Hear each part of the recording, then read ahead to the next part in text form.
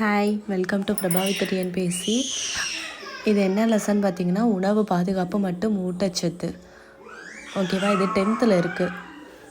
So இதோட notes எடுத்துகிட்டு வந்திருக்கேன். நீங்கள் ஃபுல்லாக படிக்கலைன்னா கூட பரவாயில்ல, இந்த நோட்ஸை ரெஃபர் பண்ணிக்கோங்க, கண்டிப்பாக யூஸ்ஃபுல்லாக இருக்கும்.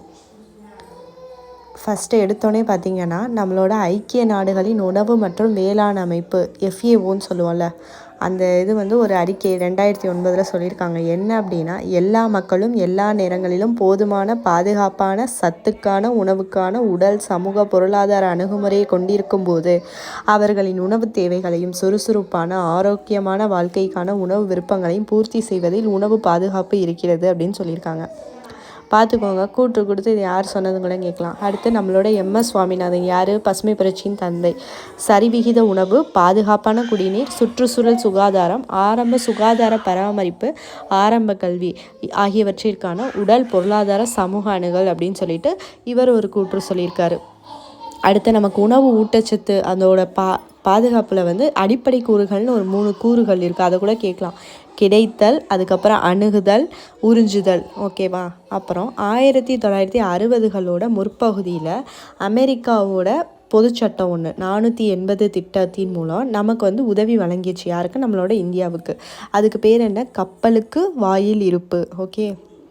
அடுத்து நம்மளோட ரேஷன் இது இருக்குல்ல, ரேஷன் கடை சொல்லுவோம்ல, அதில் தமிழ்நாடு பார்த்திங்கன்னா உலகளாவிய பொது வழங்கல் முறையை ஏற்றுக்கிட்டுச்சு. ஓகேவா? ஆனால் மற்ற ஸ்டேட்ஸ் எல்லாம் பார்த்திங்கன்னா இலக்கு பொது வழங்கல் முறை செயல்பாட்டில் தான் இருக்குது. நம்ம தமிழ்நாடு மட்டும்தான் உலகளாவிய பொது வழங்கல் முறையை ஏற்றுக்கொண்டுள்ளது. அடுத்து தேசிய உணவு பாதுகாப்பு சட்டம் 2013. அதே இது தமிழ்நாட்டில் தேசிய உணவு பாதுகாப்பு சட்டம் 2016. நல்லா பார்த்துக்கோங்க. நுகர்வோர் கூட்டுறவு பங்கு அப்படின்னா 3 அடுக்கு கூட்டுறவு சங்கங்கள், அதாவது மக்களுக்கு பொறுப்பான விலையில், கரெக்டான விலையில் நல்ல தரமான பொருட்களை இந்த நுகர்வோர் கூட்டுறவு, மோஸ்ட்லி நம்மகிட்ட இருக்கிற ரேஷன்ஸ் மோஸ்ட்லி எல்லாமே கூட்டுறவு நிறுவனங்களால் தான் நடத்தப்படுதுன்னு சொல்லியிருக்காங்க. கிட்டத்தட்ட தமிழ்நாட்டில் 94% நியாய விலை கடைகள் எது மூலமாக இயங்குதான்? கூட்டுறவு நிறுவனங்களால் தான் நடத்தப்படுதான். இதில் 3 அடுக்கு இருக்குது. முதன்மை நுகர்வோர் கூட்டுறவு சங்கம் மத்திய, மாநில. சமூகத்தில் ஏழ்மையான பிரிவினருக்கு சந்தை விலையை விட குறைந்த விலையில் விற்பனை செய்யப்படுகிறது. அந்த விலைக்கு பேர் என்னென்னா வெளியீட்டு விலை. ஓகேவா? PPP அப்படின்னா வாங்கும் திறன் அடிப்படையில் சைனா, அமெரிக்கா, தேர்டு இந்தியா இருக்குது. அடுத்து நுகர்வோர் விலை குறியீட்டேன் அப்படின்னா என்ன? வாங்கும் சக்தியை கண்காணிப்பதற்கான ஒரு முறை தான் நுகர்வோர் விலை குறியீட்டு எண்.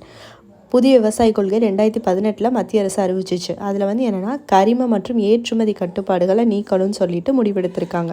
அடுத்து பல பரிமாண வறுமை குறியீடு, ரொம்ப இம்பார்ட்டன்ட். பல பரிமாண வறுமை குறியீடு MPI. இது 2010 UNDP and Oxford poverty and human development இனிஷியேட்டிவ்னால் தொடங்கப்பட்டது 2010. அதிக பரிமாண வறுமை குறியீடு எங்கே இருக்குது, குறைவான MPI எங்கே இருக்குது அப்படின்னு சொல்லிட்டு கொடுத்துருக்காங்க. இந்த ஸ்டேட்ஸை நீங்கள் டிஸ்ட்ரிக்ட்ஸ் நீங்கள் பார்த்துக்கோங்க. அடுத்து அமர்த்தியா சென், இவங்க என்ன சொல்லியிருக்காங்கன்னா, நோபல் பரிசு பெற்றவங்க, தெரியும்ல அமர்த்தியா சென்.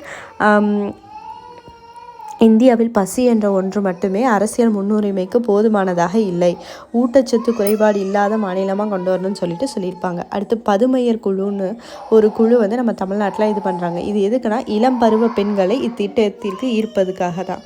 பெண் குழந்தைகளை மேம்படுத்துவதற்கும் மாற்றத்தின் வினையூக்கிகளாக மாற்றுவதற்கு இந்த குழு முயற்சி செய்யுது.